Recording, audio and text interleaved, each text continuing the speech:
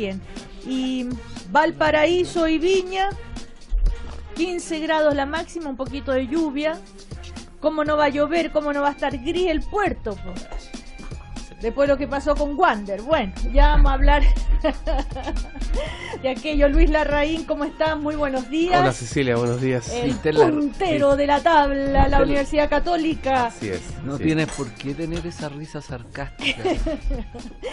Antes de entrar en nuestro análisis futbolístico, les cuento que nos acompaña como cada mañana la Universidad Alberto Hurtado. ¿Qué se castiga cuando encarcelan líderes como Lula? Un profundo análisis del poder en el continente es el espíritu académico del Magíster en Estudios Sociales y Políticos Latinoamericanos de la Universidad Alberto Hurtado. Programa acreditado por Qualitas hasta noviembre del 2019. Noviembre de 2019. Ojo. Posgrados, Universidad Alberto Hurtado. Bueno, ya estamos acá, como decíamos, con Luis Larraín, con Patricio Zapata, con Alberto Mayol, dirigente del Movimiento Democrático Popular, y con Ernesto Otone. ¿Cómo les va? Muy bien. Muy bien. Necesitamos saber cuál es el equipo de Alberto. Yo soy de la U. De la U. Sí, no me es un dato relevante. Como usted comprenderá que a la gente de la U el dolor por una derrota es una cosa mínima, no es algo significativo. O sea, estamos acostumbrados, siempre ha sido así, cuando ganamos siempre estamos esperando el momento para volver a perder, no tenemos ningún nivel de exitismo. Y la verdad es que fue un partido que Colo-Colo lo manejó muy inteligentemente, jugó de chico a grande, llegó a ensuciar el partido, a pegar, a dar. Sí, pero y Hoyos no tuvo la estatura para esto, hay que decirlo. Pero tremendo, agarró ahí. ¿Qué le pasó a Bocellur? Bueno, porque justamente lo sacaron, le fueron desde el minuto 1, desde que Valdivia empezó a increpar a Pizarro y todo, empezaron a dar patadas, y el árbitro, los codazos para un lado los expulsaba y los codazos para el otro eran amarillas. Así de simple. Ya, siempre bueno, pero si es normal. Mira, aquí hay alguien de tal vez que es de la Católica. Los árbitros son populistas. Los árbitros dicen, a ver, aquí hay no solo los árbitros. Claro, bueno, evidentemente.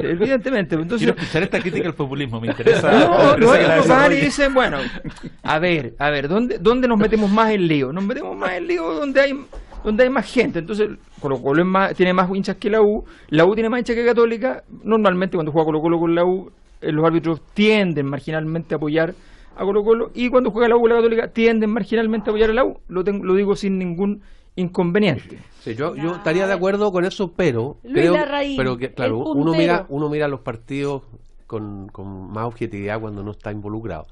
Yo diría que ayer el factor fundamental fue Paredes. Fue un jugador de la calidad de Paredes, que fíjate que hace 7 fechas que Paredes no metió un gol. O sea, pero Paredes siempre es Paredes, ese es el tema. Entonces, aparece el día del clásico, pero mira, hace 2 goles y uno de los goles fue realmente magistral. Ya, pero mira ese gol, tácticamente. Mira ese gol. Paredes jamás va a poder desbordar. No puede correr para desbordar. Y el defensa de la U sigue corriendo como si fuera a desbordarlo. Es obvio que va a enganchar, es zurdo, le va a pegar con la izquierda. Es obvio que va a enganchar. Y el defensa de la U se sorprende de que sea... O sea, ahí hay un tema de trabajo, digamos, obvio, de que obviamente Paredes...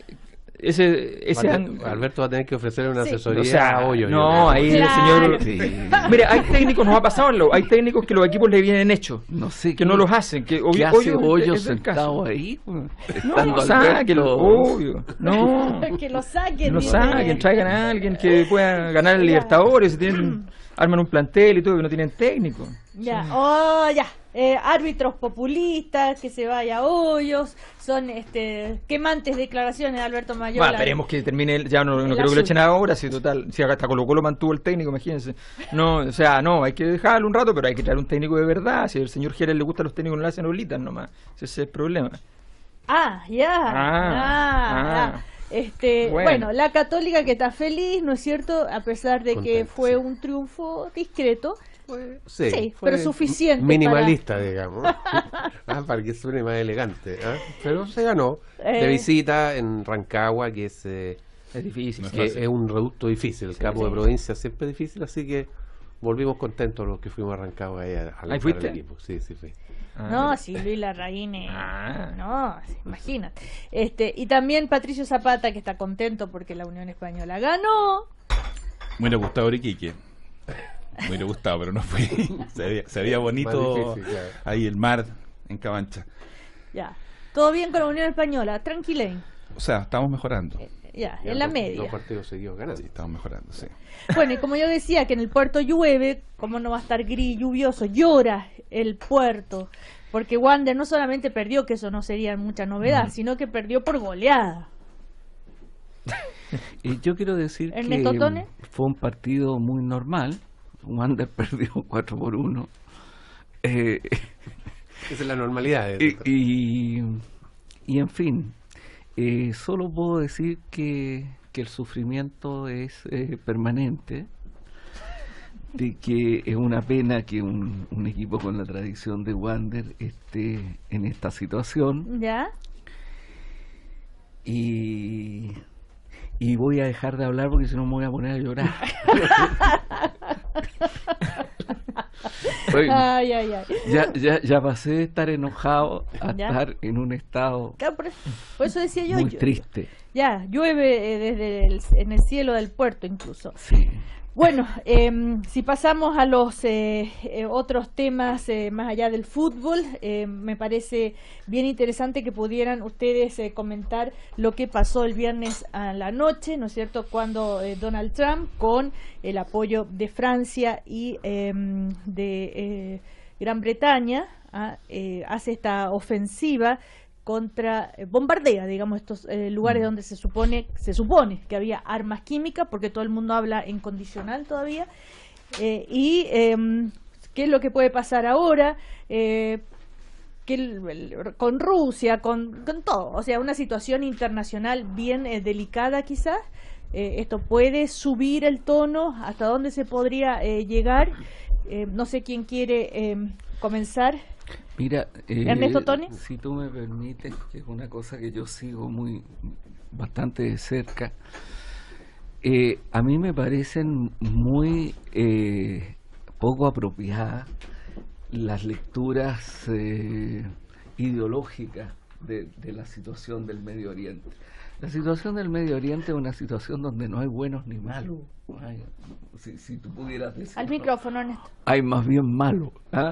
O sea, ¿en qué sentido? En que las fuerzas que están en juego ahí, y esto demuestra la crisis, la caída del sistema internacional, del sistema internacional, de la ausencia de un cierto orden internacional. Defienden intereses muy de parte. Los turcos, por ejemplo, en esta vuelta aprobaron la intervención, porque los turcos, el tema de ellos son los kurdos. Yo me recuerdo que cuando ellos decían que hay que derrotar al ejército islámico, claro, el ejército islámico ya, el Estado islámico fue derrotado, hoy día vagan por el desierto, tienen muy poco, ya no tienen territorio. Pero el tema central para Turquía son los kurdos. Irán está en contradicciones con Turquía, pero Irán tiene intereses respecto al Líbano, respecto a todo el mundo chiita, del cual es el gran protector. Y después Bashar es un criminal, sin duda que es un criminal, sin duda que es una dictadura atroz, etcétera, pero quienes lo atacan, claro, hay un pequeño sector democrático, pero también hay otras formas de fundamentalismo anti-Bashar, digamos. Entonces, lo que tú tienes ahí, los rusos tienen su base naval más importante, su única salida al Mediterráneo, su única salida, digamos, al mundo, porque las otras bases están o en el Báltico o en el Mar Negro, las tiene ahí. Y de otra parte, Estados Unidos, Inglaterra, Francia, tienen un conjunto de intereses que están planteados allí de manera muy fuerte. Entonces, esas lecturas... Zona que fue colonia inglesa y francesa. Por supuesto. Entonces, las lecturas facilistas, la lectura de decir estos son los buenos, Bashar fue atacado, la soberanía, yo creo que son completamente ajenas a lo que está pasando allí. Pero en esto aquí la lectura facilista es la del gobierno, que no menciona, esto es lo interesante, no menciona en su declaración el bombardeo. El gobierno de Chile simplemente señala que está en contra de todas de las armas químicas, en circunstancias que tenemos el antecedente espantoso de lo que pasó en Irak. Irak, que en los años 80 era un país del ingreso per cápita de Chile hoy día, un país occidentalizado por completo, por el mismo partido que gobierna en Siria hoy día. Sí, pero déjame terminar la historia. Y esa historia, o sea, cuando estamos hablando de tratar de llevar occidentalización, democratización, ya, obviamente, primero la posibilidad de un partido laico era una oportunidad de oro, y resulta que después de toda la intervención en Irak, que se comprueba que no habían las armas que se habían dicho para justificar los bombardeos y el inicio de la guerra, resulta que terminamos con una situación como la del Irak de hoy día, que además perdió los elementos patrimoniales. Estamos hablando de la zona más importante de la historia de la humanidad. En Irak se perdieron 14 bibliotecas del tamaño de la Biblioteca de Alejandría. En Siria es donde hace 3.800 años comenzaron los alfabetos tal como los conocemos nosotros, donde comenzó la música tal como la conocemos nosotros. O sea, es una cosa increíble que hoy día estemos en ese nivel de regresión civilizatoria y que no haya un escándalo suficiente para poder parar con esta situación, para parar con todo, digo, ¿no? O sea, para poder tomar una determinación. Ahora, y se requiere que gobiernos que se hagan cargo del problema. Hay un libro estupendo sobre eso, se llama Civilización o Barbarie. Ahora sí, Luis Larraín. Sí, mira, yo coincido con Ernesto en la complejidad de este tema. Creo que verlo con categorías de Guerra Fría no tiene ningún sentido. Hay un buen artículo hoy día en el Mercurio de Karin Ebensperger que agrega un elemento a los que decía Ernesto, y que es la manera como Rusia trata el problema del extremismo islámico, que es distinto al de Estados Unidos y tiene una política totalmente distinta. Rusia tiene la impresión de que si no está allí, en Siria, cerca de los territorios donde esta gente está, no hay una forma eficiente de defenderse del terrorismo islámico. Recordemos que Rusia ha sufrido varios atentados de terroristas islámicos. Entonces, esa es otra clave para interpretar eso. Ahora, en relación a lo que dice Alberto, yo creo que exagera un poco, porque la verdad es que después de las primeras noticias, que siempre impresionan, de un ataque, digamos, con misiles, uno se dio cuenta que esta cosa fue muy comedida. Fue táctica. Fue totalmente comedida. O sea, no es lo de Irak. Aquí lo que estuvo claro, y por eso tuvo el apoyo de Gran Bretaña, de Francia y ex post incluso de Canadá. O sea, no vamos a acusar a Trudeau, digamos, de ser un hawk, digamos, en materia de bélica. Entonces, bueno, se especula que Trump habría tenido otra idea, pero que finalmente lo habrían convencido de que esto es lo que había que hacer. Esto fue una cosa muy quirúrgica, aparentemente no hay víctimas, y lo que se está haciendo es justamente atacar al tema del horror que significó la utilización de armas químicas. Yo creo que... de las que se desconoce su origen. De las que se desconoce su origen, efectivamente, si eso es así. Entonces, desde ese punto de vista, no creo que aquí que este ataque signifique una alteración de la situación que nos lleve a una situación similar a la que ocurrió en Irak, porque efectivamente eso fue una cuestión mal pensada y que en definitiva no resolvió ninguno de los problemas. Ahora, esto de que correspondía que el Consejo de Seguridad de Naciones Unidas dispusiera de una comisión investigadora que investigara en terreno, ¿verdad?, los hechos, eso no ocurrió. Y también el hecho de que este ataque se realizó sin contar con la debida autorización del Consejo de Seguridad de Naciones Unidas. ¿Cómo lo ven? Esto es muy grave, Ernesto, porque esto está sucediendo desde hace mucho tiempo. Ya la invasión a Irak fue una invasión hecha sin el Consejo. Y recuerdo que, entre otras cosas, fue estando Chile en el Consejo de Seguridad Nacional, nos negamos a participar de aquello y votamos en contra del gobierno de Estados Unidos. Entonces, la respuesta que se demoró un año, hay que decir. La respuesta se demoró como un año, pero no, mira, hay que ser por lo menos objetivo en esto. Sí, no, lo digo. Yo lo viví eso. durante un tiempo largo hubo una discusión en el Consejo de Seguridad de Naciones Unidas, y era una discusión abierta, en donde habían posiciones diferentes, etcétera. Cuando llegamos al convencimiento de que no había ninguna prueba de armas químicas, se tomó una posición, y era lo justo, era lo correcto, hacerlo en ese momento. Y en ese momento Chile lo hizo arriesgando todo el tratado de libre comercio con Estados Unidos, etcétera. O sea, yo creo que fue una actitud tremendamente importante. Una pregunta, de pero Chile. bien chica para Ernesto. El mecanismo de veto que existe en el Consejo de Seguridad, ¿no lo hace al final un instrumento inútil? Porque imagínate en este caso, habría tenido que tener, digamos, la conveniencia de Rusia para poder hacer este ataque. Entonces, la verdad es que lo transforman en una herramienta bastante inútil. La estructura que tiene hoy día Naciones Unidas, que surge de la posguerra y que tiene una determinada estructura del Consejo de Seguridad Nacional, no responde a la situación actual en el mundo. Entonces, yo creo que esto es bien complejo. A mí, teniendo un gran respeto por Antón Guterres, el secretario general de Naciones Unidas, un hombre muy yo no estoy muy de acuerdo de llamar a esto Guerra Fría. Guerra Fría tiene un significado histórico en un determinado momento ligado a un cuadro. Yo creo que estamos ante otra situación muy seria. Pero a ver, la ciudadanía o el mundo lo que está preocupado es qué puede pasar ahora, ¿no es cierto? Cuando Putin dice esto puede causar un caos global, nos podemos asustar. Patricio Zapata, ¿cómo lo ves tú? ¿Esto es realmente temerario? ¿Hasta dónde puede escalar?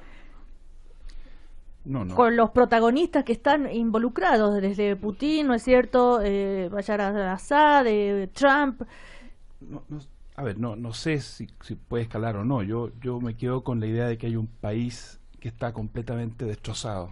Aquí había un país y ya prácticamente no existe un país. Si uno toma la cantidad de gente que ha muerto, la cantidad de gente desplazada, y como planeta hemos sido incapaces de buscar una fórmula políticamente eficaz de solución, que hubiera pasado seguramente por no entregarle el poder quizá a todos y cada uno de los grupos rebeldes que se levantaron en el 2011, pero sacar a Assad. Ahí hubo incapacidad política de buscar una fórmula realista, porque están los intereses de Rusia muy cercanos, están los intereses de Turquía, y los que sufren cuando fracasa la política, y no estoy hablando de la política idealista, no estoy hablando de una política de perfecciones, estoy hablando de una política realista que evita una carnicería como esta. Da la impresión que, a diferencia de las supuestas armas de destrucción masiva que se le imputaban a Hussein hace 7-10 años atrás, aquí habría bastante evidencia de la existencia de armas químicas, que es otra cosa.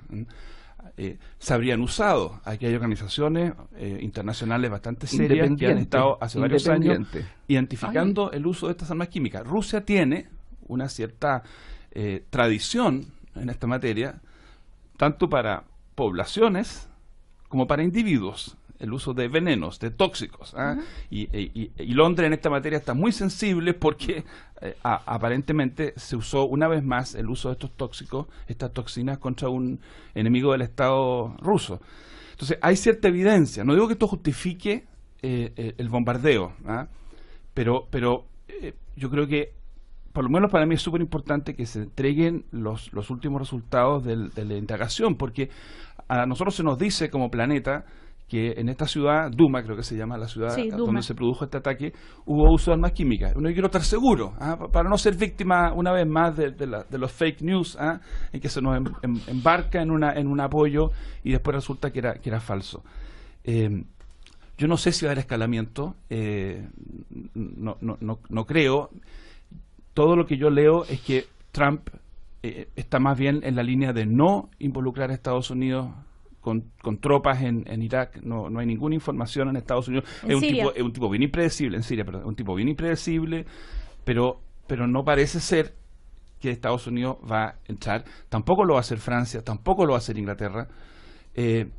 Simplemente lo que vamos a ver en los próximos meses es cómo el gobierno, esta tiranía, termina de destruir a los últimos reductos opositores con el apoyo ruso. Eso es lo que creo yo que va a ocurrir. Y claro, la línea que trazó el presidente Macron en Francia, él la llamó línea roja, la línea que trazó Trump fue no armas químicas. Pero mientras tanto se van a usar otras armas y va a seguir muriendo gente. Y todo esto para que una familia que ha gobernado Siria durante 80 años siga siendo el poder único en ese país. Es una pena enorme. Sí, yo sé que Alberto es una apología de su carácter laico, pero es una tiranía la de la familia. Sí, a ver, pero sí, evidente, estamos hablando de que se está eligiendo en la zona las posibilidades de que de pronto salga Al-Assad y haya una elección democrática. Tú me vas a decir que una elección, claro, o sea, probablemente la posibilidad de desintegración, no a la intensidad, pero sí a la manera de Irak, es mayor que cualquier otro de los caminos. Hoy día estamos hablando de entre lo malo y lo peor, estamos hablando, y eso hay que tenerlo en cuenta. Ahora, lo importante es decir los datos que se saben. O sea, lo que se sabe es que el Estado Islámico nace porque a un líder local lo contrata Estados Unidos para que levante una fuerza paramilitar que joda a Hussein un rato. Eso era lo que estaban buscando. Y el tipo toma control de pozos petroleros, se lo empieza a vender a alguien que no sabe quién es, y produce esa crisis. Y en segundo lugar, es importante señalar que lo que se sabe es que efectivamente que joda a Hussein un rato. Eso era lo que estaban buscando. Y el tipo toma control de pozos petroleros, se lo empieza a vender a alguien que no sabe quién es, y produce esa crisis. Y en segundo lugar, es importante señalar que lo que se sabe es que efectivamente el anterior ataque que vino con este tipo de fundamento fue un ataque que no tenía realmente los fundamentos y que fue un desastre a nivel global, que no tuvo ninguna sanción por de pronto para el país que lo llevó a cabo, y que tuvo el apoyo también de Francia y Gran Bretaña. Por tanto, el asunto es bastante más complejo, y simplemente nosotros como gobierno en Chile debiera haber una política de Estado de decir al menos pronunciarse respecto al bombardeo, que no es menor. Ahora, no sé, las represalias que pueden venir después de este ataque, incluso actos terroristas. En Francia ya se habla hay voces que hablan de una imprudencia por lo que podría venir, ¿no es cierto?, como represalia. Mismo en Gran Bretaña. Los dichos de Putin no son nada auspiciosos. A ver, mira, para que hayan ataques en Francia o en Inglaterra no se necesita bombardeo, digamos, eso está planteado desde hace mucho tiempo. Lo que es real es que la invasión a Irak fue hay una concepción que es errada, que es la idea de imponer una democracia a través de una invasión. Eso nunca resulta. Es decir, tenías una dictadura, por decirlo así, ordenada, terrible, cruel, feroz, asesina, que era la de Saddam Hussein, y después lo que quedó fue asesinato libre, o sea, quedó un asesinato desordenado. Ahora, el surgimiento pero es que es bueno explicar estas cosas. El surgimiento del califato islámico fue un surgimiento muy complejo y que alcanzó a tener un territorio como el de Gran Bretaña en extensión. Alcanzó a tener un territorio. Por cientos de millones de dólares. Y claro, tuvo ingresos, tuvo presupuesto nacional, produjo una atracción enorme. Fíjate que el número de jóvenes descendientes de familias islámicas subió de ida a Siria, subió de 200 a 5.000. O sea, se produjo como un polo de atracción muy fuerte para eso. Y de eso han regresado a Europa una gran cantidad. Y una parte de ellos están dedicados al terrorismo. Entonces, todo esto, lo que yo quiero decir que todo esto es muy complejo. Y que aquí la posición, yo creo, de los demócratas tiene que ser de buscar mecanismos para lograr control internacional, acuerdos pacíficos en torno a esto y terminar con esto. Yo no creo que a Bashar lo vaya a suceder una democracia respetuosa de los derechos humanos, pero lo que yo creo es que tiene que haber un acuerdo que lleguemos a una paz en Siria, que no va a ser una paz necesariamente democrática en un primer momento. Ahora, teniendo en cuenta que Donald Trump cuántas veces y todo el mundo más o menos coincide que, voy entre comillas, una especie de loco, que del peligroso, del cual se puede esperar cualquier reacción, de poca reflexión, en fin, de pronto con este ataque gana en credibilidad o en respeto, ¿creen ustedes? Porque de pronto nadie se olvidan de todas esas críticas. No, yo no creo en eso, porque Trump va a ser otra mañana y otra pasado mañana en otro lugar del mundo. Y además lo señalado por Trump cuando hablaba de los misiles bonitos, sí, o sea, la estética de los misiles, horas antes del ataque, también está, y después se podría haber pensado que venía un ataque mortífero y vino una cosa muy limitada. Entonces hay que ver también qué pasa en Estados Unidos, si hay check and balance al interior de Estados Unidos con respecto a Trump y lo que allí sucede. En materia, yo creo que Estados Unidos, frente a las dudas que hay sobre Trump y sobre sus comportamientos erráticos y a veces populistas, yo creo que Estados Unidos pone a prueba sus instituciones. Esto le ha significado que hay una gran rotación en sus equipos de gobierno. La cantidad de gente de confianza, muy cercano, que ha salido, es muy grande para lo que lleva de gobierno.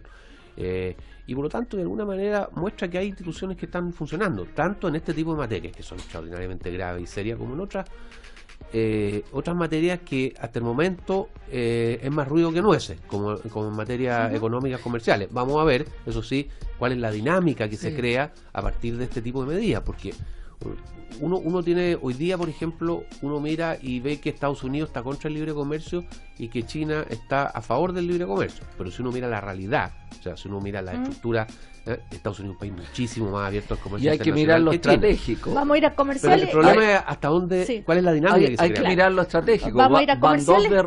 Van dos derrotas republicanas y la renuncia de Ryan. Ya seguimos a la vuelta comerciales. ¿Sabías que puedes incrementar tu pensión invirtiendo tu bono media de la mañana con 4 panelistas? Estamos con Patricio Zapata, Luis Mayol, Ernesto Otone y Luis Larraín. Dije, perdón. Luis Mayol. Ya mezclé todo. No tenemos nada que ver, felizmente. Larraín, que no está tan felizmente. ¿Cómo que felizmente? Sí. Es como la comisión del CAE. Ya vamos a hablar de eso también. Recordemos que hoy comienza a regir, ¿verdad?, las nuevas disposiciones, los decretos migratorios haitianos y venezolanos que deben solicitar visas, tanto en Caracas como también en Haití. Hay muchísima gente ya pidiendo la visa. Hay largas filas también acá de indocumentados que buscan su anunciada regularización. En fin, ha sido un tema de los decretos sobre migración. Y justamente a propósito de aquello, el subsecretario del Interior, Rodrigo Uvilla, este fin de semana habló sobre la migración y los dichos que generaron un poco de polémica. Es cuando él dice que los países pueden definir sus condiciones de ingreso al país. Por supuesto, hay otros que nos dicen que somos economicistas, que creen en la migración como un derecho, como dice el Servicio Jesuita a Migrantes, de que no existen las fronteras y que cualquier ciudadano puede cruzar cualquier frontera. Es una postura extremadamente libertaria. Cuando él dice que hay que, si eso es una posición ideológica, sí, legítima. Ahora, el gobierno del presidente Piñera no cree eso. El presidente cree que los países, de acuerdo a las normativas, se tienen que expulsar, ¿no es cierto?, a las personas que no cumplen con lo que corresponde. Y bueno, el tema ahí en cuestión es la famosa frase sobre si es o no un derecho. Hay quienes creen que la migración es un derecho. El presidente Piñera, el gobierno, no cree aquello. A ver. Empezar porque me parece que Luis Larraín. Creo que todavía estamos a tiempo para evitar tener una discusión que yo creo que no nos conduce a ninguna parte. Durante el gobierno pasado tuvimos una comisión, una legislación que trataba de los derechos del niño. Y se estuvo durante 4 años discutiendo sobre derechos del niño, más derechos, menos derechos acá, derechos allá. Y resulta que por mientras, la realidad es que los niños estaban siendo vulnerados en Chile. Ojalá que no nos ocurra eso con la migración.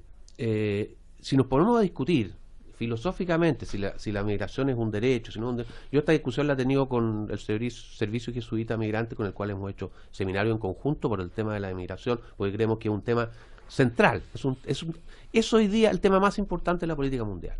Y que Chile no haya tenido una política al respecto nos parece que fue una falta grave, digamos, de nuestra clase política. Y por lo tanto me parece muy importante que tengamos una política. Ahora, creo que tenemos que escapar a estas trampas, digamos, ideológicas, que si es derecho, que si no es derecho. Oye, obviamente que los ciudadanos que están en Chile, que son extranjeros, tienen derechos, digamos, tienen derechos humanos, digamos, y todo lo demás. Pero también los países tienen derecho a tener políticas migratorias. Claro, el tema es, y por lo tanto, tenemos que tener, creo yo, un concepto que deberíamos utilizar. Tenemos que tener una migración sustentable.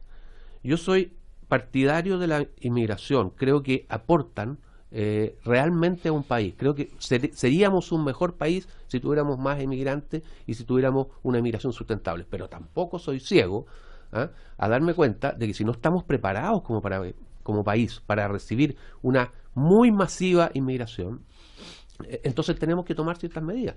Es lo que está pasando en toda Europa por lo demás. O sea, hay situaciones, algunas de carácter económico y otras de carácter político, humanitario, que hacen que millones de personas se muevan de un lado a otro. Nosotros hoy día estamos siendo objeto de un flujo migratorio importante de algunos países y tenemos que hacernos cargo de eso. Pero yo creo que si empezamos con que si es derecho, que no es derecho, no vamos a llegar a ninguna parte. Ahora, tenemos que resolver los problemas. El subsecretario Villa dijo, por ejemplo, no confundamos la migración como un derecho al derecho de los migrantes, porque eso es distinto. A ver. Tú quieres seguir hablando de ese tema, pero no, es que eso nos vamos a quedar entrampados en una discusión. No, pero a ver, pero yo creo que hay, bueno, sí, está bien. Uvilla como filósofo no es muy claro, pero sí es cierto, que la discusión de principio ayuda a ordenar la discusión para el futuro, porque cuando uno parte sin una discusión de principio, después la parte operativa en algún momento puede vulnerar los principios y tú no tienes dónde afirmarte. Entonces eso es importante.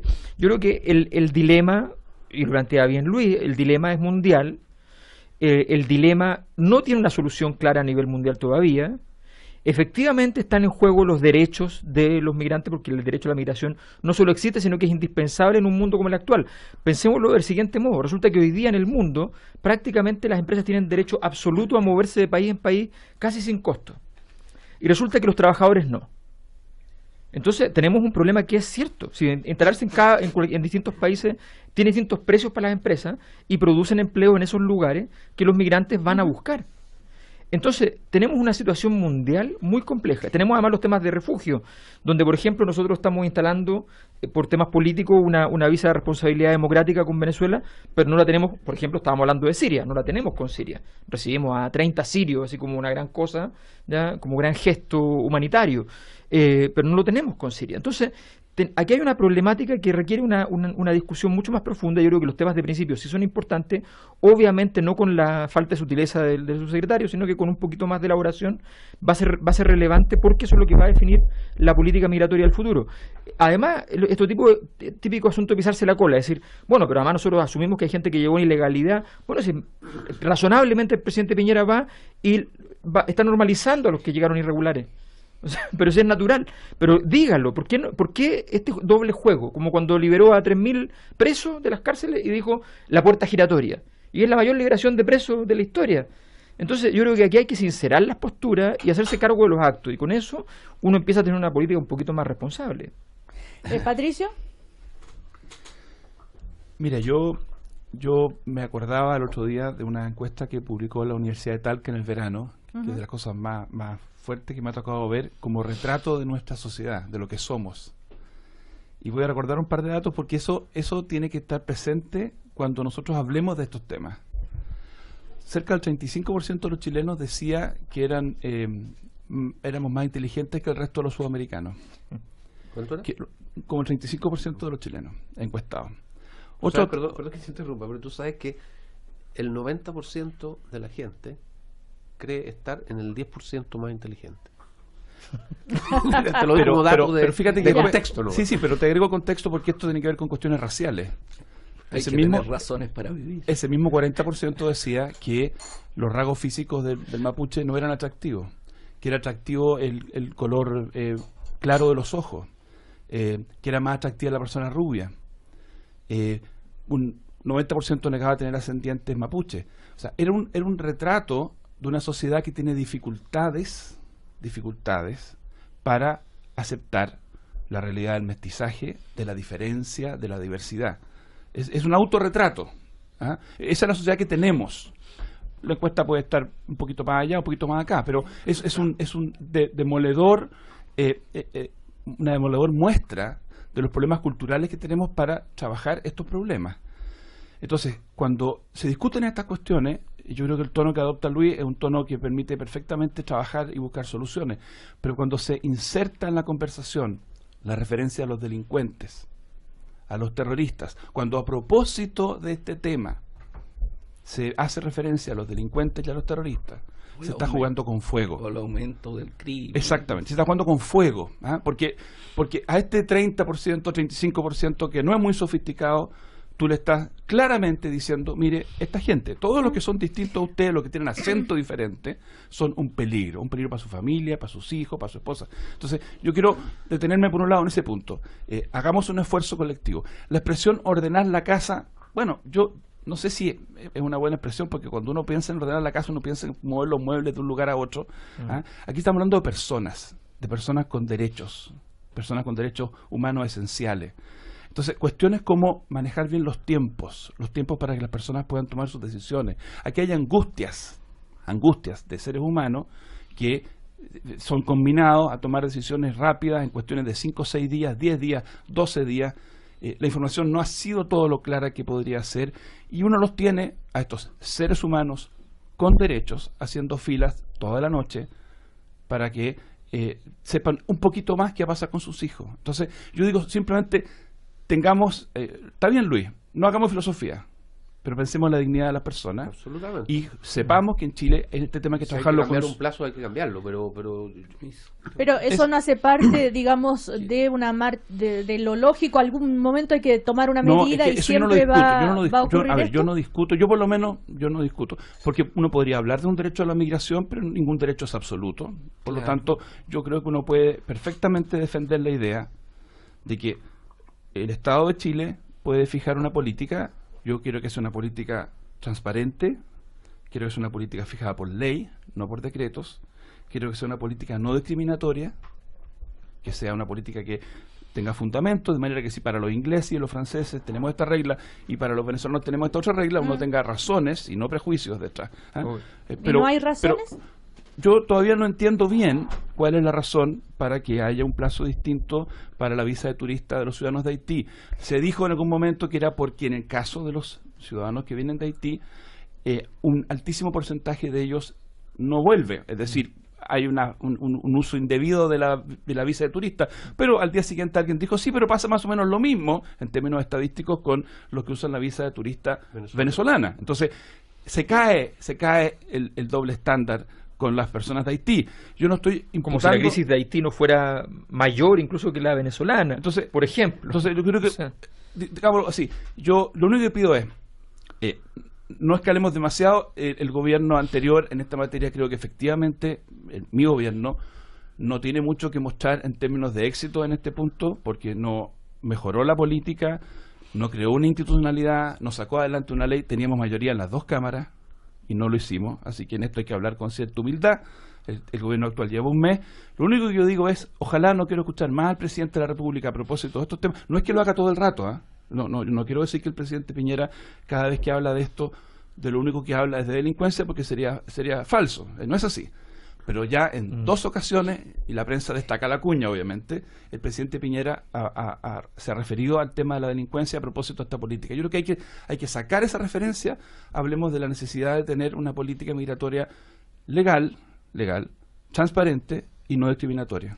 Ahora, la encuesta CADEM, justamente a propósito de este tema que salió hoy sobre el asunto, dice que un 59% de los encuestados considera como la principal noticia de esta semana, un 75% se mostró de acuerdo con los anuncios del gobierno, 46% consideró positiva la llegada de inmigrantes y un 85% apoyó la idea de implementar mayores restricciones. Y el 92% se mostró de acuerdo con que se establezca un periodo de 90 días para que los migrantes regularicen su posición, el 89% apoya que los extranjeros soliciten una visa, 71% apoya la creación de una visa de 30 días para los haitianos y el 66% está de acuerdo con la creación de una visa de responsabilidad democrática. Todos estos resultados, según la Academ, generan entonces que el presidente Piñera alcanza un 60% de aprobación, es decir, 5 puntos más respecto a la semana anterior. Bueno, tú vas Ernesto, a tener, Tome. Mira, tú vas a tener siempre en este tipo de encuesta, siempre vas a tener una tendencia que refleja mucho los miedos, que refleja mucho esa visión del otro diferente como un cierto peligro. Así que es normal que eso sea así. Ahora, y es una tarea de la política, digamos, ir generando condiciones civilizatorias en este sentido. De la política, de los intelectuales... De todo, sí, claro, ir generando un ambiente político-cultural que permita que esto... porque si los que vinieran fueran migrantes finlandeses, estarían todos haciéndose cachirulos, que estupendo, sería así, digamos las cosas como son. Ahí se te cayó el carnet así con los cachirulos. Con los cachirulos se cayó el carnet. Bueno, si el carnet está caído, así que no te preocupes. Entonces el tema es el siguiente.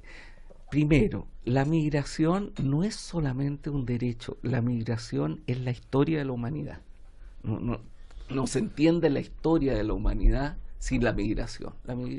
La migración es todo en la historia de la humanidad. La historia de la humanidad es una gran migración. Es una migración permanente, es una migración donde los seres humanos van conformando países, van conformando ocupando territorios, etcétera. Entonces, lo primero es eso. Segundo, esto de los derechos, ¿es un derecho? Sí, claro que es un derecho. Como todo derecho, no es un derecho absoluto y no es solo un derecho, es un derecho, es un elemento que conforma a los países, que genera un mundo más mestizo. Un mundo más mestizo es siempre un mundo mejor que un mundo sin mestizaje.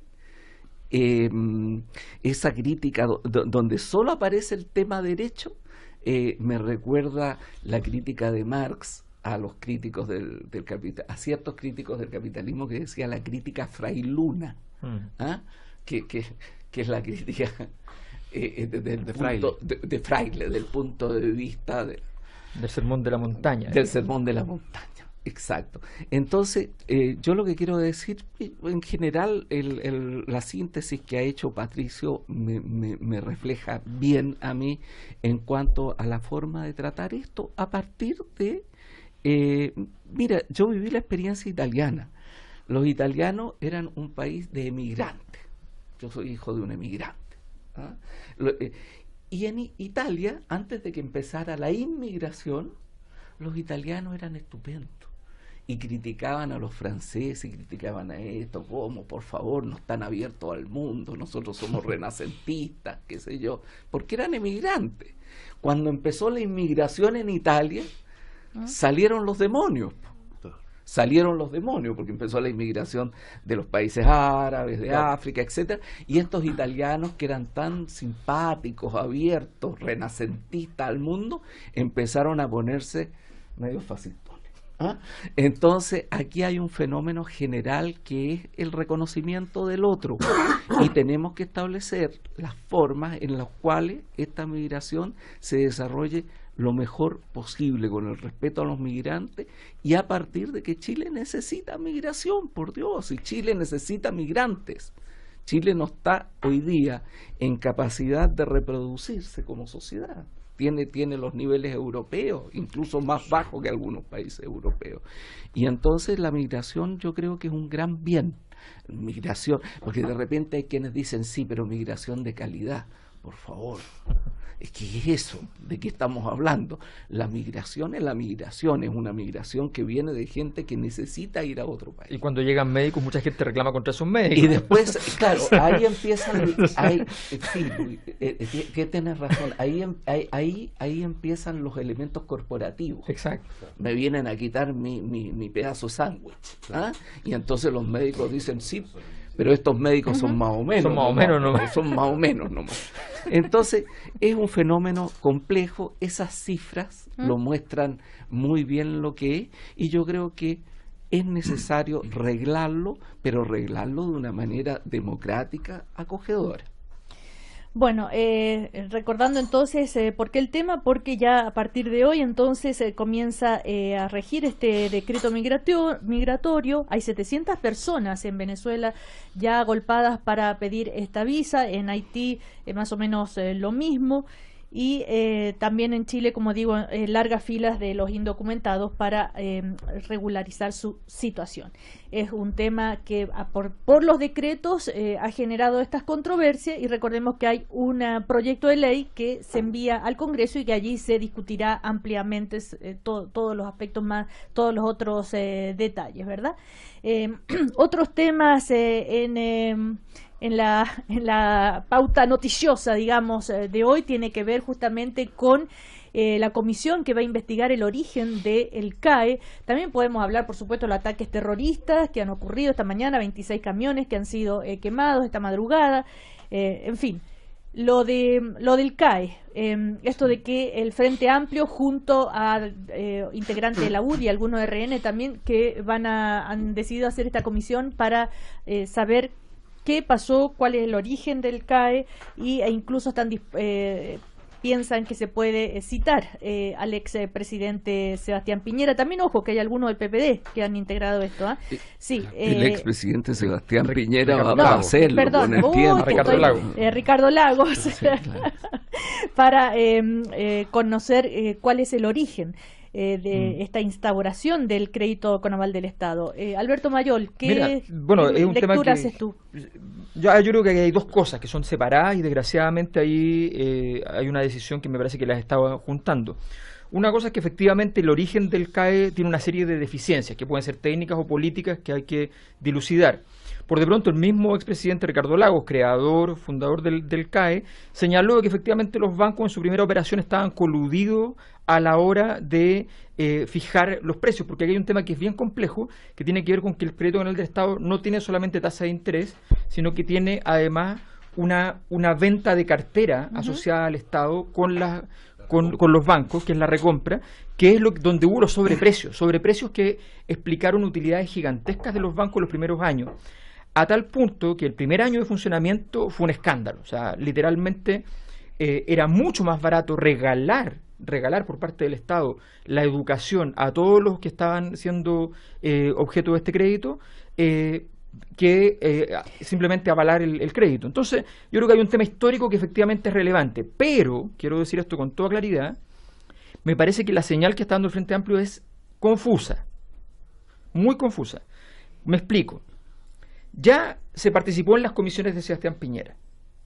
Se aparece en esta alianza que se lee, obviamente, de un modo que puede ser un poco malicioso, pero es cierta, con la derecha apareciendo en esta comisión en conjunto, con el objetivo de Ricardo Lagos, que además es un actor que hoy día en la práctica no tiene tampoco ninguna importancia. Lo que habría que estar trabajando son otros actores. Y donde pero lo que está de fondo pareciera que tiene alguna importancia por la decisión que toma el Frente Amplio. Bueno, pero es que yo creo que hay ninguna importancia coyuntural, me refiero. O sea, evidentemente creo que Ricardo Lagos ya hizo el reconocimiento público. Sí, acá lo hizo en una entrevista justamente cuando dijo: si de algo me arrepiento es de no haber seguido tan de cerca como para decirle al Banco del Estado, usted se baja, que los bancos no fueron capaces de cobrar menos UF más 6%,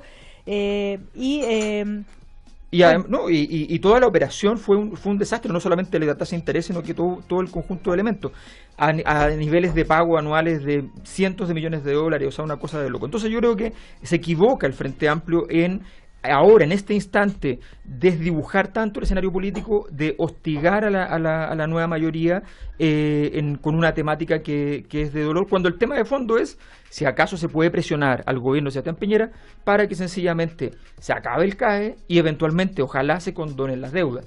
Ese es el tema de fondo. Yo creo que este tipo de comisiones investigadoras, salvo que uno pueda efectivamente demostrar que allí hubo irregularidades graves que generan un vicio de origen que supondría una ilegitimación total, bueno, la verdad es que yo hoy día, con todos los antecedentes que hay sobre la mesa, y que debo decir que el tema del CAE, quien lo puso en la palestra públicamente en su origen fui yo, así que debo decir, incluso antes de tener algún rol académico, intelectual, hizo un trabajo muy grande respecto al tema. Me parece que es evidente que aquí lo que se está tratando es jugar un tema político cuando debía ser de carácter más técnico. Vamos a ir a comerciales y seguimos hablando de este tema con Patricio Zapata, Alberto Mayol, Ernesto Ottoni. En el primer café estamos con Patricio Zapata, Luis Larraín, Alberto Mayol y Ernesto Ottoni. Antes que sigamos, hay Alberto Mayol junto a Andrés Cabrera acaban de publicar este libro que se llama Frente Amplio en el momento cero, desde el acontecimiento de 2011 hasta su irrupción electoral en 2017. Editorial Catalonia nos trajo 3 ejemplares para sortear, así que para participar solo tienen que escribir con el hashtag Cooperativa Conversa y allí se sortearán las 3 personas que se llevan este libro, entonces, que es un análisis profundo sobre cómo surge el Frente Amplio, los desafíos que vienen, etcétera. A propósito de eso, estábamos hablando antes de irnos a comercial. Disculpa, hoy el lanzamiento, 19 horas, en el Café Literario que está ahí en Metro Salvador. Ok. ¿Ya? Listo, entonces ya saben, participen con el hashtag Cooperativa Conversa. Luis Larraín, estábamos hablando antes de los comerciales sobre esta comisión sobre el CAE. Sí, bueno, primero no está demasiado claro qué es lo que tiene que hacer la comisión, porque esta es una comisión investigadora de la Cámara de Diputados y resulta que toda la legislación sobre el CAE fue aprobada en la Cámara de Diputados. Entonces, eventualmente, lo que uno tendría que buscar son responsabilidades de los propios diputados al aprobar la legislación, cosa rara, digamos, ¿eh? Se supone que las comisiones de la Cámara de Diputados no están para eso. Lo segundo, yo creo que hay mucha mitología en esto. Yo creo que hay un tema en el que a lo mejor podemos estar todos de acuerdo, que es que este tipo de políticas son políticas que requieren una actualización constante de los parámetros. Ocurre también en la discusión previsional, ocurre en muchas otras partes en que uno ve que se dicta una política, se estudia una política y resulta que 10 años después tenemos un problema social derivado de las consecuencias de esa política, y eso tiene que ver con el hecho de no haber actualizado los parámetros. Todo el mundo sabe que las tasas de interés en el mundo durante un tiempo estuvieron bastante altas, después cayeron, ahora están empezando a subir de nuevo. Y obviamente lo que puede haber sido una buena política el año 2004, resultó que el año 2010 no era una buena política, porque las tasas de interés estaban desactualizadas respecto a las que se podían obtener. Y eso hacía una realidad que todos nosotros vimos, que era que las familias chilenas que tenían hijos en edad universitaria estaban soportando una carga desproporcionada. Yo creo que en eso podemos estar de acuerdo todos, ¿no? Ahora, y el Estado estaba soportando una carga desproporcionada, sí, y ya dejó de funcionar en 2006. Está bien, pero además hay mitos, Alberto, porque tú mencionaste algunas cosas, nosotros hemos visto algunos números, hay mitos respecto a cuál es el informe pasivo contingente del presupuesto de la República. ¿Cuáles eran las verdaderas utilidades que obtienen los bancos por esto? Nosotros hemos estado mirando números y no son para nada utilidades extraordinarias. Si tú hablas de un año, que fue cuando se empezó a poner en práctica. Si tú tomas un periodo más largo, no son para nada utilidades extraordinarias. Entonces, también esta cosa tan populista, tan demagógica, de que ya vamos a entregar, que caen todos, yo no quiero decir de que no caiga esto, ya le vamos a entregar la tarea de dar crédito a las personas a una institución que no sea un banco. Entonces con eso están todos contentos, con eso no van a resolver. Yo te invito, Luis, a revisar el informe de pasivos contingentes del presupuesto de la República, y allí están los datos, para que usted vea cómo efectivamente se llega a pagar por un crédito X 3 o 4 veces por parte del Estado el monto original del crédito. Bueno, pero lo que pasa es que si tú tomas desde el punto de vista de los bancos, en un periodo completo, cuáles son las utilidades que se obtienen, va a ver que no son mayores a las que se obtiene, por ejemplo, en un crédito hipotecario. Entonces no estamos hablando de una cuestión que es la caricatura que se vendió, que los bancos se estaban haciendo ricos a costa de la verdad es que los bancos estaban dando un crédito igual a los otros créditos que dan, como el crédito hipotecario, sin la garantía que tenían de una casa. Entonces, con la garantía del yo creo que al final, lo importante es que hay que tener un sistema de crédito. Que hay que tener un sistema de crédito y tenemos que ver cuál es la mejor fórmula para tener un sistema de crédito. El otro día acá, el viernes, otro de nuestros panelistas, Nicolás Eizaguirre, comentaba efectivamente esto comenzó con un 6% de interés, luego se bajó, se logró bajar a un 4 y tanto por ciento y ya en el gobierno de Sebastián Piñera a un 2%, explicando las razones económicas que había detrás de aquello. ¿Tú querías comentar algo, Patricio, sobre este tema? O sea, a ver, yo creo que uno no puede impedir que tengamos un buen debate sobre cuál ha sido el efecto de una política de 12 años, especialmente si queremos tener ahora una nueva política.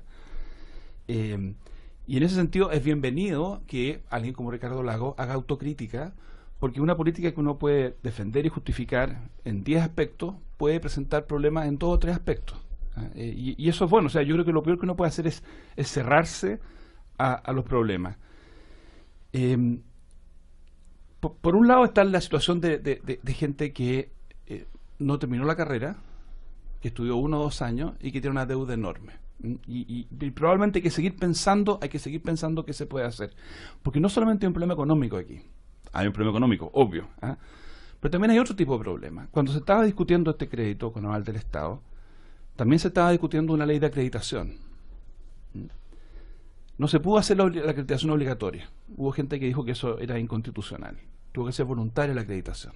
Pero se supeditó el acceso al CAE a tener acreditación. Pero no se nos puede olvidar lo que pasó con el sistema de acreditación. No se nos puede olvidar la crisis que enfrentó, la crisis de credibilidad. O sea, ahí hubo personas condenadas, porque hubo tráfico de influencia, porque hubo venta de acreditaciones. Entonces, aquí hay un problema que es complejo, no solamente económico. La rabia que puede sentir alguna gente es sentir que la engañaron. Entró a un proyecto universitario, pensó que era muy serio, no era tan serio, entraron 100 y después desertaron todos porque quedaron con una mochila. Entonces, lo que yo creo, sin embargo, y ahí estoy muy de acuerdo con Alberto, es que cuando uno hace una comisión investigadora, uno toma una decisión política. Uno dice, esta comisión investigadora va a plantear un tema político, ¿no? Queremos marcar un énfasis, queremos denunciar algo. ¿Pero una comisión investigadora de la Cámara de Diputados? Sí. En mi lectura de lo que han sido las comisiones investigadoras. Entonces, si tú lo haces con la UDI, yo creo que hay que asumir las consecuencias. O sea, no es inocente la decisión de los diputados del Frente Amplio o de algunos diputados del Frente Amplio de armar la comisión con la UDI. De hecho, de los firmantes, son más de Chile Vamos que del Frente Amplio, porque son más los diputados. Hay 20 diputados de la UDI que firman. También, sí. Bueno, hay unos pocos de la nueva mayoría. Es una decisión política. Entonces, yo también hago la distinción. Discutamos el tema del CAE.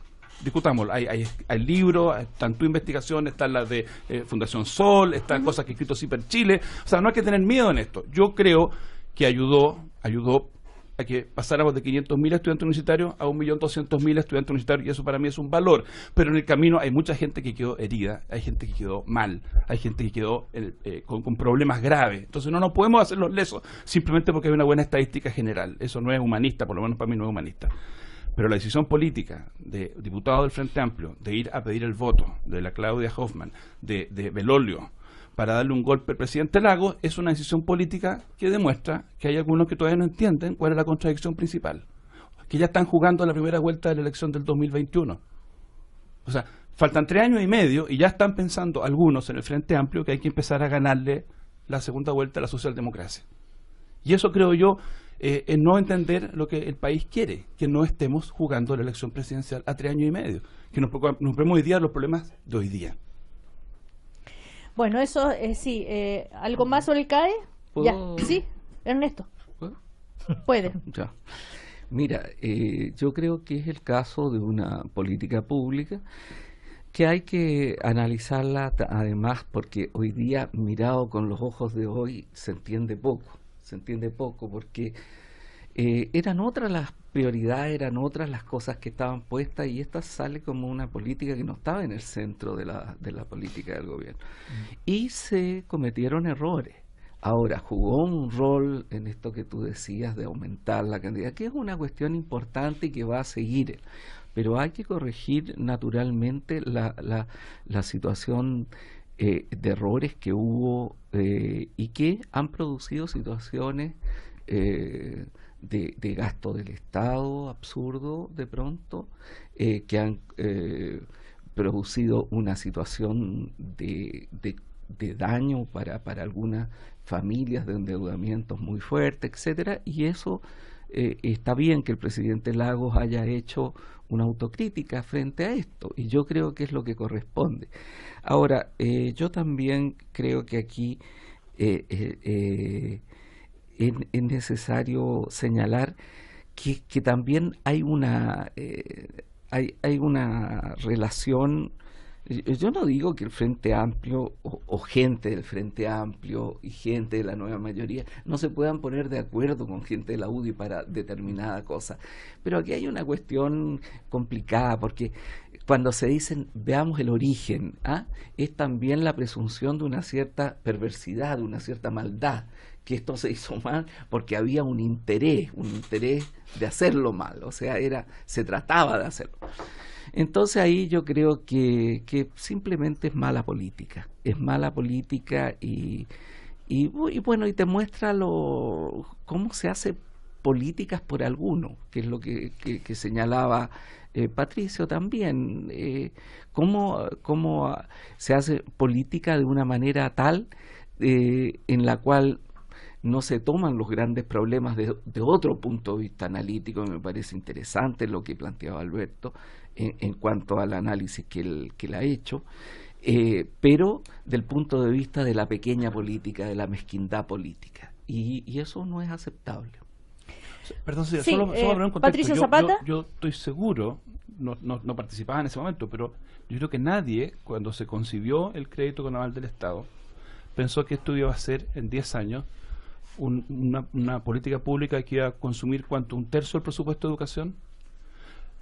No se podía prever, primero porque no se sabía que iba a haber ese tremendo aumento en el número de postulantes que pudieran acceder al crédito, pero además no se sabía cómo la política de recompra iba. Entonces, aquí claramente hay una cierta imprevisión, pero las políticas públicas nunca son perfectas y no tiene sentido defenderlas como perfectas.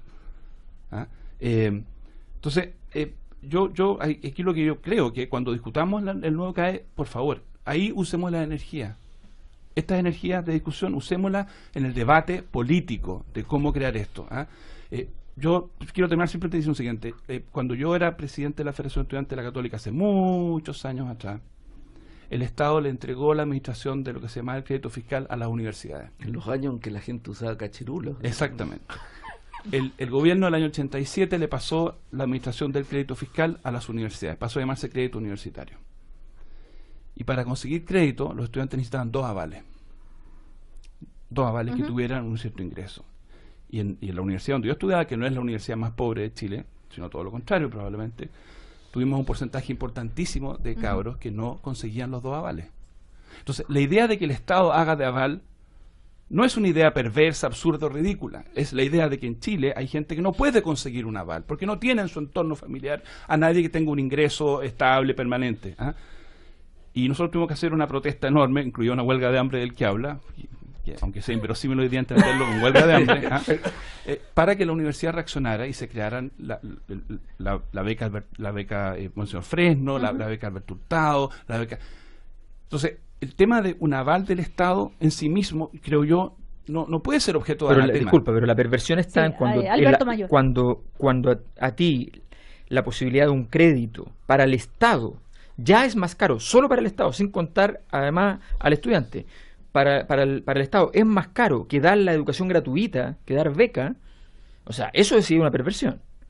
Y eso se vio el primer año. Eso se vio el primer año. Ya, pero eso es una cosa, un análisis muy parcial. Por eso tendría que significar, digamos, de que tú estás dando, o sea, que no recuperas nada del crédito que diste. No, claro. Estoy diciendo que la morosidad era el 30% y el valor pagado total por el Estado a los bancos y a las universidades correspondía más del 100% del valor. Bueno, eso fue un primer año, pero si tú haces un periodo más largo no es así, porque obviamente que es más caro educación gratis. Y la razón por la cual hubo un éxito, una tremenda cantidad de gente que entró, es porque las universidades aprendieron a entrar y montaron sistemas para atraer a prácticamente puros estudiantes, muchas universidades que eran CAE. Y porque había una demanda de eso. Ernesto, bueno, pero había una demanda también de los intermediarios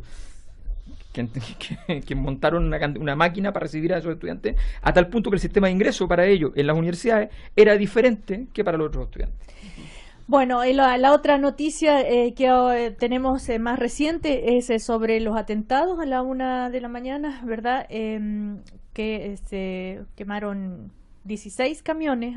Ahora los dueños de camiones piden audiencia al ministro Chadwick y advierten rebrote de ataques en el sur.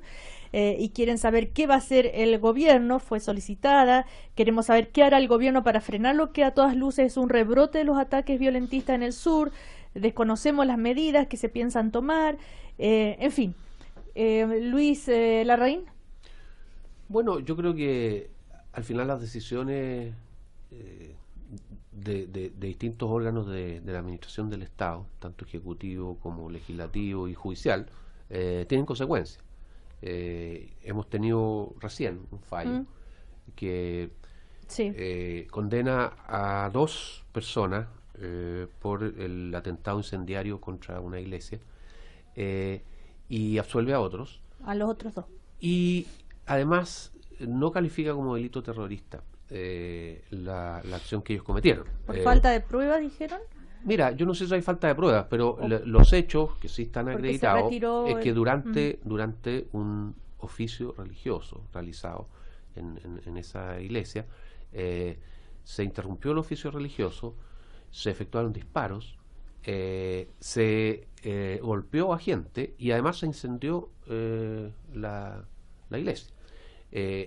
Si eso no es calificado como un acto destinado a producir terror en la población, no sé qué es lo que se puede calificar como un acto destinado a producir terror en la población.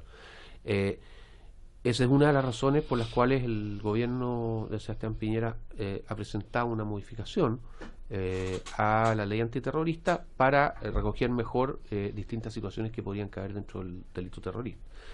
Y yo creo que claramente hay gente que son muy minoritarios, que son los que realizan este tipo de acciones y que, dadas las decisiones que se tomaron, entonces dicen, bueno, podemos seguir con nuestra acción y no tenemos tanto riesgo como si las leyes efectivamente condujeran a que los tribunales condenen a las personas que realizan este tipo de actos. Ahora, se espera la condena, ¿no es cierto?, que puede ir desde 5 años hasta cárcel perpetua.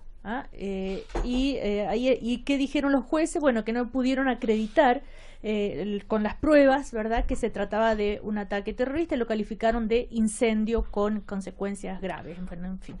Sí, bueno, pero yo creo que aquí hay que ser bien responsables. Se habla mucho y la derecha en este tema normalmente va y dice, oye, pero esto la justicia tendrá que acreditar, pero cuando se trata de la Araucanía no hay que acreditar nada. O sea, los marcos probatorios, ya sabemos que el principal funcionario que tuvo Carabineros en su momento era un fanático anti la causa mapuche que se logró infiltrar incluso en la policía para inventar unos mecanismos tecnológicos que no tenía, ¿ya?, para meter pruebas falsas. O sea, estamos hablando de que aquí han habido situaciones donde efectivamente se han demostrado algunas, y no voy a decir que esto vale para todas las quemas, porque no es así además, ¿ya?, pero también hay algunas quemas de camiones que han sido hechas por los mismos propietarios, algunas de esas están acreditadas. Por tanto, aquí lo que se requiere es que seamos serios y sigamos y tratemos de que efectivamente lleguen a los tribunales los medios probatorios adecuados para cada caso. O sea, aquí no es cierto que sencillamente los jueces se desentienden y tienen malos fallos. Aquí el problema real es que efectivamente no llegan medios probatorios, que es un problema de nuestras policías en general, que ahora ha quedado acreditado en el último tiempo, pero que era algo que venía hace mucho rato atrás y que requiere un análisis mucho más sofisticado. Eso por el lado policial. Y por el otro lado, el tema terrorista, bueno, hay que sentarse a hacer una ley antiterrorista que efectivamente funcione. Y eso significa entrar a un debate que es de carácter internacional. Por de pronto, el terrorismo a nivel internacional siempre se entendía de manera organizada por grupos. Y hoy día existen atentados terroristas individuales, que es una cosa inédita en la historia, que tiene poquitos años. Y eso va a ser muy complejo de entender por una ley antiterrorista. ¿Cómo trabajamos sin organización terrorista? Sí, Patricio, tú como abogado. A ver, mira. Y se conoce ya un poco de qué se trataría el proyecto de ley para modificar, sí, ¿no es cierto?, la ley antiterrorista. Hemos hablado de esto tantas veces. Sí. El rol del derecho en esta materia es un poquito incomprendido, porque la sociedad tiene fines nobles, por ejemplo, castigar la corrupción, castigar el terrorismo, castigar a los pedófilos, castigar a los que destruyen el medio ambiente. Y la sociedad quiere ver resultados, y quiere resultados rápidos, y quiere resultados pronto. Y el papel del derecho es decir, ¿sabe qué más? Perfecto, castiguemos a los corruptos en política, castiguemos a los que destruyen el medio ambiente, castiguemos a los terroristas, pero hay garantías que ofrecer a todos, la presunción de inocencia. Entonces es un rol bien ingrato, pero necesario.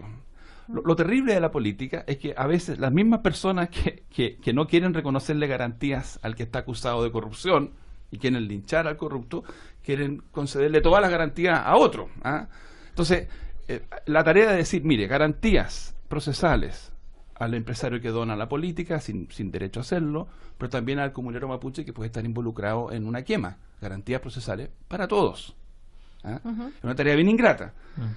A mí me parece que podemos discutir la ley, pero yo creo que el aprendizaje de lo que pasó anoche es que no va a haber resultados inmediatos. Entonces yo creo que también esto es una señal. Aquí va a seguir habiendo hechos de violencia. Entonces el cambio de la ley, y yo creo que hay que hacerle cambio a la ley, hay cosas que se pueden mejorar, no va a traer soluciones mágicas. En esto yo espero también que el presidente Piñera haya aprendido de su primer gobierno. Aquí vamos a seguir teniendo, desgraciadamente, a grupos de personas que usan la violencia. Lo que pasó con la operación Huracán no ayudó en nada, porque le dio elementos, me imagino yo, le dio pretextos, le dio fundamentos. Alguna gente enrabiada contra el Estado chileno. O sea, el Estado chileno se mandó un papelón mayúsculo. Nos mandamos un papelón mayúsculo. Estuvimos haciendo trampa para condenar gente. Estuvimos violando los derechos de las personas para condenar gente. Entonces, el efecto negativo de eso va a tomar tiempo. Entonces, aquí lo que tiene que tener el presidente de la República es mucha paciencia, discutir la ley con calma. Yo sé que tiene un flanco ahí de gente como más derechista, más dura, más enrabiada, pero va a tener que tener paciencia, porque si juega para esa tribuna, o sea, si juega mirando a esa tribuna, le va a ir mal, porque vamos a seguir teniendo problemas probablemente en un año más o en 2 años más. Bueno, nos quedan 30 segundos. Bueno, en esos 30 segundos voy a tratar de decir lo siguiente. Mira, tú me decías antes, no salgan de nuevo con que esto es una minoría y no es el pueblo mapuche y no es la causa mapuche, pero yo, perdóname, voy a hacer el punto de decir esto no se puede identificar con la causa mapuche ni con el pueblo mapuche. Es una minoría violenta que es inaceptable en una democracia. Es decir, la violencia no es parte de una vida democrática. Eso es lo primero. Lo segundo, respecto a lo que tú decías de los lobos solitarios, digamos. El terrorismo está cambiando, y está cambiando también por razones de la ciencia y la tecnología. Los lobos solitarios no son estrictamente lobos solitarios, son lobos ligados a Internet. Claro. Son lobos ligados a Internet. Conectados de otra manera. Que funcionan conectados de otra manera a un colectivo. Entonces, esta ley tendrá que recoger todos esos elementos de lo que es hoy día, pero con la fuerza del Estado de Derecho. Porque si nosotros dejamos de lado el tema de las garantías, estamos defendiendo una democracia negando la democracia. Y eso no puede ser. Bueno, Alberto Mayol, Ernesto Otones, Patricio Zapata, Luis Larraín, hasta el próximo lunes, que les vaya muy bien. Hay muchas personas participando ya para llevarse el libro de Alberto Mayol y Andrés Cabrera, Frente Amplio en el momento cero. Ya saben, lo pueden hacer a través del hashtag Cooperativa Conversa. Chau, chau.